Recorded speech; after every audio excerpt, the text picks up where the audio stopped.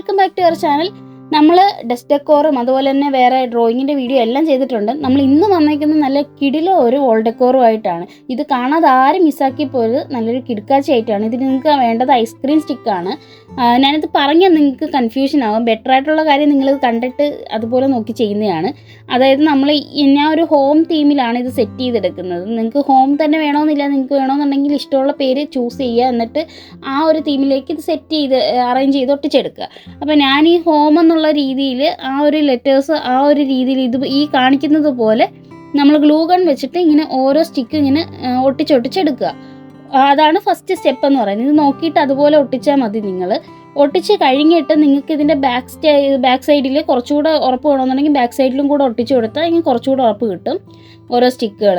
എന്നിട്ട് പിന്നെ ഞാൻ പെയിൻറ്റ് ചെയ്യുന്നുണ്ട്. നിങ്ങൾക്ക് വേണമെന്നുണ്ടെങ്കിൽ ഈ സ്റ്റെപ്പ് ഇവിടെ വെച്ച് സ്കിപ്പ് ചെയ്യുക, അതായത് ഇവിടെ വെച്ച് സ്റ്റോപ്പ് ചെയ്യാം.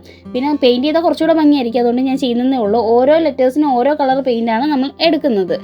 അപ്പോൾ എന്നിട്ട് എനിക്കിത് പ്ലെയിൻ ആയിട്ട് തോന്നിയത് കാരണം എൻ്റെ കയ്യിൽ ഇവിടെ അതായത് പേപ്പറോ കാര്യങ്ങളോ ഒന്നും ഇല്ലായിരുന്നു, ഫ്ലവേഴ്സ് ഒന്നും ഇല്ലായിരുന്നതുകൊണ്ട് ഞാൻ ഹാൻഡ് എംബ്രോയിഡറിയുടെ ത്രെഡ് വെച്ചിട്ട് തട്ടിക്കൂട്ടൊരു പൂ ഉണ്ടാക്കി എടുത്തിട്ടുണ്ടായിരുന്നു. നിങ്ങളുടെ കയ്യിൽ നല്ല പൂക്ക ഉണ്ടെങ്കിൽ അത് വെച്ചാൽ കുറച്ചുകൂടെ ഭംഗിയായിരിക്കും. ഞാൻ തട്ടിക്കൂട്ടായിട്ടൊരു കുഞ്ഞ് 2 ഫ്ലവേഴ്സ് പിന്നെ കുറച്ച് ലീഫും സെറ്റാക്കി എടുത്തിട്ട് അത് മുകളിൽ എച്ചിൻ്റെ ആ ഒരു കോർണറിലും താഴത്തെ ഈയുടെ ഒരു കോർണറിലും ഓരോ ഫ്ലവറും പിന്നെ കുറച്ച് ലീഫും കൂടെ ഞാൻ ഒട്ടിച്ചെടുക്കുന്നുണ്ട്.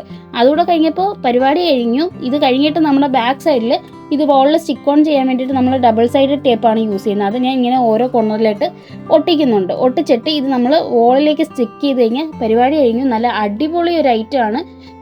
ഉണ്ടാക്കാൻ ഭയങ്കര സിമ്പിളാട്ടോ, കുറച്ച് ടൈമേ എടുക്കത്തുള്ളൂ. ഇഷ്ടമെങ്കിൽ ഉറപ്പായിട്ടും നിങ്ങളൊന്ന് ട്രൈ ചെയ്ത് നോക്കണം. എന്തായാലും ഇത്രയും കഷ്ടപ്പെട്ട് വീഡിയോ ഒക്കെ എടുത്തല്ലേ. ചാനൽ ലൈക്ക് ചെയ്ത് ഷെയർ ചെയ്ത് സപ്പോർട്ട് ചെയ്യാൻ മറക്കരുത്. അടുത്ത വീഡിയോ കാണാം. Bye bye.